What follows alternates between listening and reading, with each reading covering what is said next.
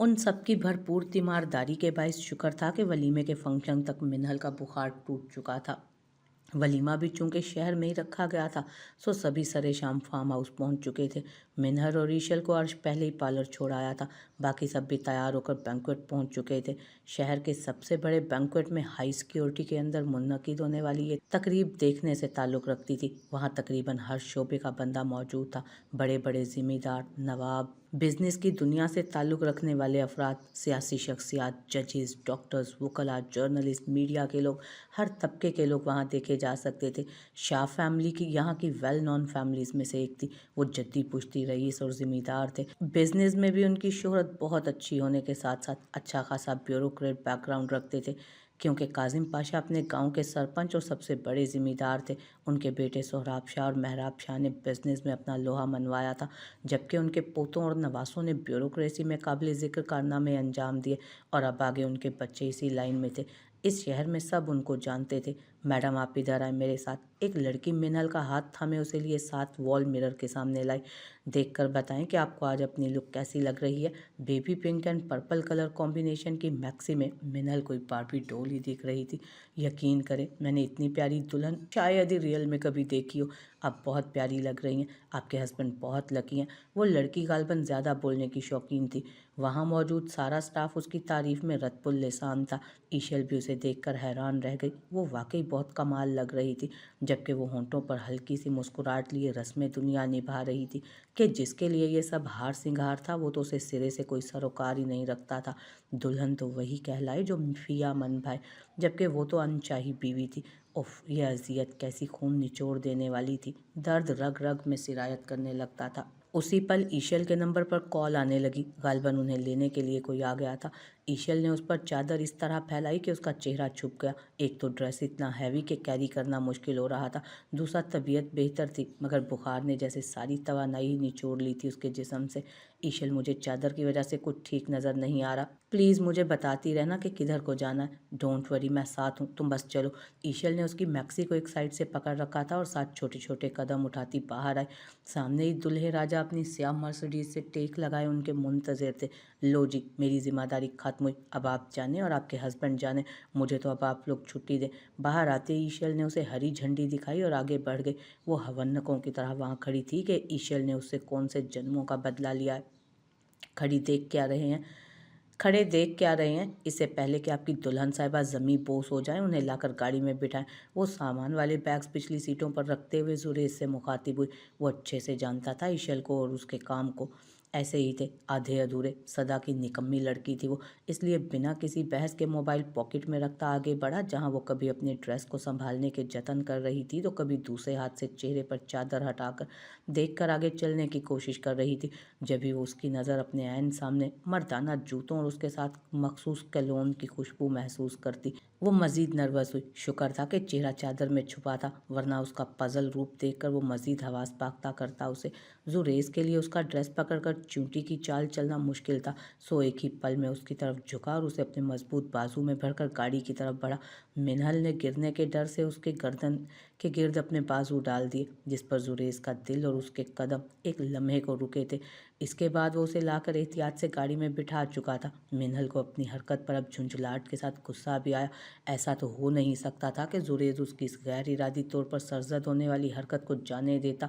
वो बंदा उसकी इस हरकत पर भी उसे सुनाने से बाज नहीं आएगा। एंट्रेंस पर जब दोनों साथ साथ अंदर आए तो कितने ही कैमरों के फ्लैश एक साथ चमके थे। एक पल को तो वो घबरा ही गई थी। शायद उसकी घबराहट जुरेज भी महसूस कर चुका था। उसने हाथ के इशारे से उन सबको मना किया और उसका हाथ थामे मुस्कुराते हुए उसे स्टेज तक लाया। फिर उसे बिठाकर खुद भी साथ ही नशित संभाल चुका था। अगर ये एक्टिंग थी तो वो शख्स कमाल का अदाकार था। मिनहल तो उसके तेवर देखकर हैरान हो रही थी। कमरे में कैसे अंगारे चबा रहा होता है, जबकि सबके सामने चेहरे से मुस्कुराहट ही जुदा नहीं हो रही थी उसके। सब कजन्स के शोख व शंख जुमलों के जवाब में वो ताक ताक कर जवाब दे रहा था। कुछ देर बाद उठकर वो जेंट्स वाली साइड पर चला गया तो मिनहल कुछ रिलैक्स हुई, मगर ये रिलैक्सेशन फोटोग्राफर्स को ज़्यादा देर बर्दाश्त नहीं हुई थी। इसीलिए कुछ देर में वो दोनों फ़ोटो शूट के लिए एक वसी और अरीज लग्जरी रूम में मौजूद थे। फोटोग्राफर ने तो सही में छक्के छुड़वा दिए थे। सर मैडम के थोड़ा और क्लोज हो जाएं, सर मैडम सर के शोल्डर पर हाथ रखें, सर मैडम की कमर को होल्ड करें, मैडम आप सर की आंखों में देखें, सर मैडम को फोरहेड पर किस करें, वला वला। मिनहल का तो खड़े रहना मुहाल हो गया था। वो हर पोज के लिए मना कर रही थी, जबकि जुरेज को तो जैसे अल्लाह वास्ते का बैर हो चला था उसके जो काम वो नहीं करना चाहेगी वही काम उस मीर शाह और एहान उस वक्त कुछ सियासत से वाबस्ता लोगों के साथ मसरूफ थे, जबकि जारून और मुराद जो लोग ज़रा जल्दी जा रहे थे उनको मिलने मिलाने में मसरूफ थे। अरमान के कुछ डॉक्टर्स दोस्त और कुलीग्स दूसरे शहरों से आए थे, वो उन्हें कंपनी दे रहा था। ज़ाहिर शाह अपने डिपार्टमेंट के लोगों के साथ गुफ्तगू में मसरूफ़ था। दिलशेर और अर्श सारे इंतज़ामात के साथ साथ जायज़ा ले रहे थे इर्द गिर्द का, और इंतज़ामिया को मज़ीद कमांड्स दे रहे थे। दिलशेर और मोमिन शाह दो जिस्म एक जान थे। अगर किसी को दिलशेर को ढूंढना होता तो मोमिन के पास पहुंचता, और अगर किसी को मोमिन का पता चाहिए होता तो पहली फुर्सत में दिलशेर से रब्ता करता। अभी भी वो दोनों अपने दोस्तों के साथ खुशगपियों में मसरूफ़ थे। हनी, मैं तुमसे कुछ कहना चाहता हूँ। जैजी जो कब से मौके की तलाश में था कि उसे अपने दिल की बात बता सके, मगर वो मौका ही नहीं दे रही थी। आज भी उसने अपनी बर्थडे पार्टी पर इस कदर एहतमाम सिर्फ उसी के लिए किया था। वो उसे प्रपोज करना चाहता था, उसी के लिए वो लंदन से उसके पीछे यहाँ पाकिस्तान आया। जब से वो पाकिस्तान आई थी, जैजी के लिए जैसे सारा लंदन ही वीरान हो गया था। वो एक हफ्ते बाद ही उसके पीछे भागा चला आया था। जैजी एक ईसाई लड़का था जिससे हनी की मुलाकात कॉलेज में हुई थी। जैजी, हनी, रोज़ और फिन चार कॉलेज फ्रेंड्स थे। उनकी बहुत अच्छी दोस्ती थी। साथ में पार्टीज़ अटेंड करना, बार में जाकर ड्रिंक करना, सारी सारी रात क्लब्स में एंजॉय करना उनके पसंदीदा मशागिल थे। वक्त के साथ साथ जैजी का रुझान हनी की तरफ बढ़ने लगा, जबकि सब जानते थे कि रोज़ शुरू दिन से ही जैजी में इंटरेस्टेड थी। हनी ने उसकी किसी मामले में पजीराई नहीं की और ना ही जैजी ने आज तक बाज़ाब्ता तौर पर कोई इजहार किया था। हनी यानी हानिया मुर्तज़ा बज़ाहिर एक मुस्लिम घराने से ताल्लुक़ रखती थी, मगर वो सिर्फ पैदाइशी मुसलमान थी। बचपन में ही वो लोग लंदन शिफ्ट हो गए थे और फिर वो वहाँ के रंग में पूरी तरह रंग चुकी थी। खुला पैसा और पूछने वाला कोई था नहीं। देखने वाले इसमें फ़र्क नहीं कर पाते थे, क्योंकि वो अपनी बेहद गोरी रंगत और लाइट ग्रीन आइज़ की वजह से लगती भी फॉरेनर थी, और ऊपर से उसकी हरकतें, वो अपना पूरा नाम सिर्फ डॉक्यूमेंट पर यूज़ करती, वरना तो लोग उसे हनी ही कहते, और यही वो सुनना पसंद करती थी। हानिया मुर्तज़ा तो बहुत कम लोगों के इल्म में था उसका नाम। बोलो जैसी, मैं सुन रही हूँ। हस्बे मामूल वो हद से ज़्यादा ड्रिंक कर चुकी थी, जिसके बायस उसका सर और आवाज़ भारी और आंखें बार बार बंद हो रही थी। Honey, I love you a lot. मैं बहुत अरसे से कहना चाहता था, मगर कभी हिम्मत ही नहीं कर सका। मगर ये सच है कि मैं तुमसे बहुत मोहब्बत करता हूँ और तुम्हारे लिए ही यहाँ आया हूँ। जैसी, तुम क्या बोल रहे हो? कुछ सुनाई क्यों नहीं दे रहा मुझे? तुम्हारे होंठ हिल रहे हैं बस। वो पूरी तरह से हवास खो रही थी। I love you damn it, तुम्हें सुनाई नहीं दे रहा ना?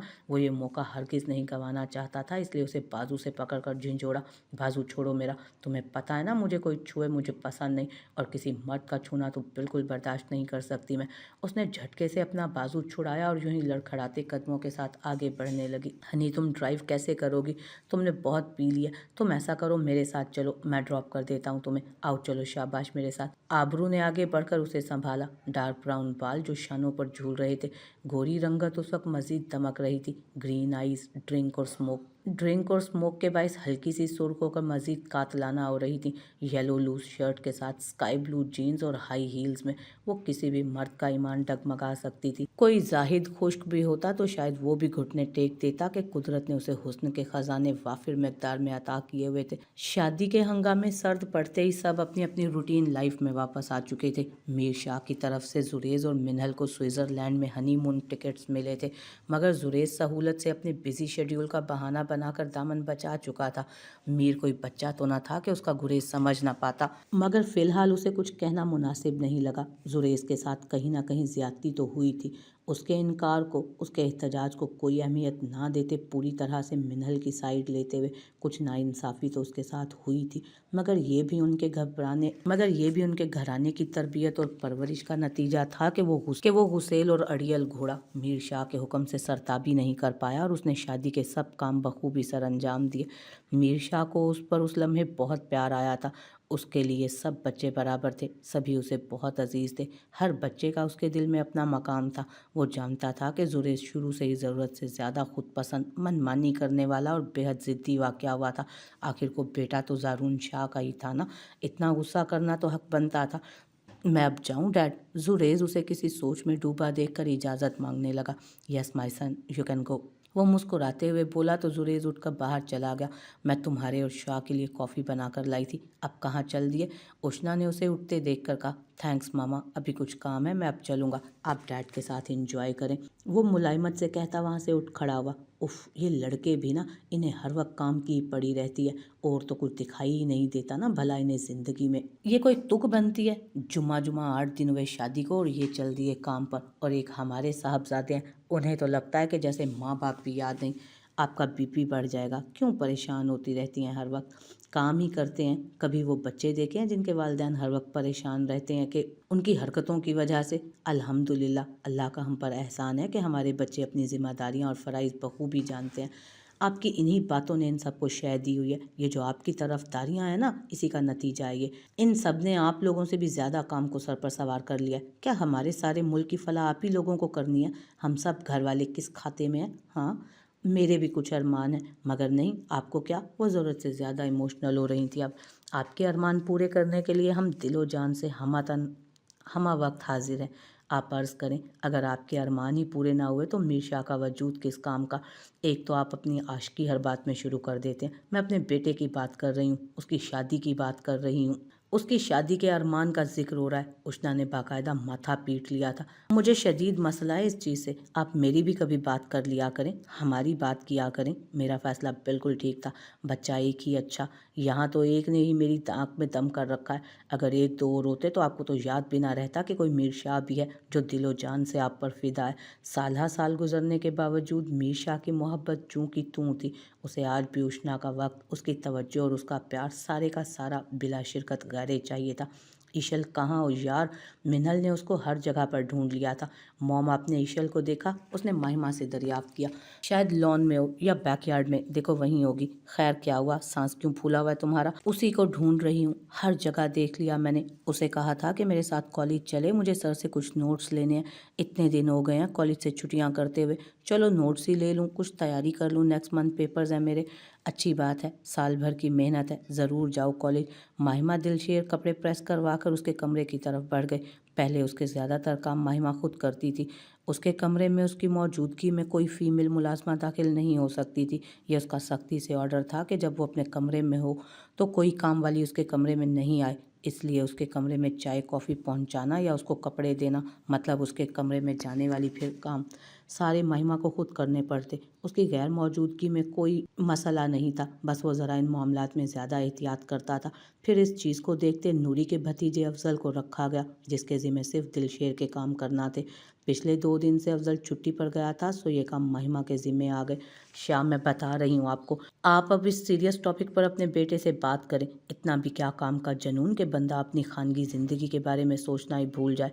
28 का हो जाएगा वो इस साल, मगर जब भी शादी की बात करो तो अभी नहीं की रट लगा देता है। अभी नहीं तो कब करेगा फिर? हर काम का एक वक्त होता है। माशाल्लाह से जुरेज की शादी हो चुकी है और जाहिर इन सब से बड़ा है। कुछ ख्याल है आपको? वो जब भी जाहिर से शादी की बात करती वो हर बार बहाना बनाकर निकल जाता, इसीलिए वो आज शामिर के सर हुई थी। इतनी जो आप कभी हम पे तवज्जो दें, हाय हसरत। सवाल गंदुम जवाब चना। वो यहाँ बेटे की बात करने आई थी और बाप को अपने रोमांस से फुर्सत नहीं थी। और कभी जो आप सीरियस होकर मेरी बात सुन लें, हाय हसरत। उसने कुड़ते हुए कहा तो मीर शाह का कहका बेसाख्ता था। अच्छा, क्यों सर पर सवार कर लिया आपने इस बात को? वो अभी बात कर ही रहे थे कि जाहिर शामिर वहीं चले आया। अस्सलामुअलैकुम मॉम डैड। वालेकुम अस्सलाम। उष्णा ने नरोटे अंदाज में जवाब दिया, जबकि मीर शाह उसका मूड देखकर मुस्कुराए। इधर आओ ना तुम मेरे पास, जो मेरी बेगम को तंग किया हुआ है, तुम्हारी ऐसी की तैसी। मीर शाह ने मुस्कुराहट दबाते जाहिर को इशारे से अपने पास बुलाया। ये सरासर झूठ है डैड, मैं आपका काम कैसे कर सकता हूँ? किसकी हिम्मत जो आपकी बेगम को तंग करे, वो भी आपके होते हुए? वो भी मीर शाह का बेटा था, आते ही शुरू हो चुका था। उष्णा को पता था उसकी अब इन बाप बेटे की मस्करी में कहाँ सुनी जाएगी। इससे पहले कि वो दोनों मिलकर उसे तंग करते, वो कमरे से वॉकआउट कर गई थी।